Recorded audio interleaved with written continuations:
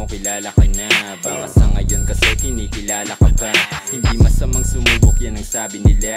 Baka pag sa'yo tinutok mas sinagan ka na. Okay, ginagawa ko to, di para sa mga to. Para to sa aking magulang at kasama ko. Nung kami na sa baba, nung ako'y walang wala. Buti meron nagtiwala nung ako ay nadapa. Kapeng ko sa parating, daming naaneng. Napadem ko sang kumating, kaya tumalim at gumaling. Panang gumaling para abutin ang mga teng. Nagpakalaseng, kaya iba din pag bumuga.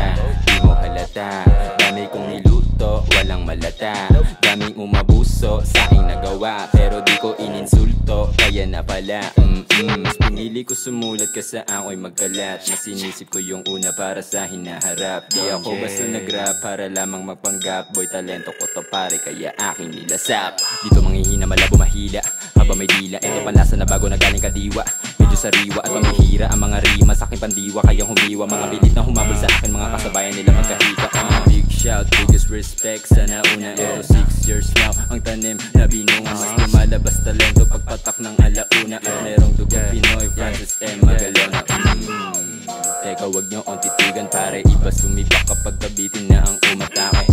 Merong melody ang pambihirang swabe. Grabe gumalaw pag nang halimaw ay lumalagari. Hook shot para punuin ang manibag. Hook cut, swabit masarap ang kalidad. Kung dati ang suot ko na damit ay malibag. Nanibago ang lahat, no rap game ang binalibag.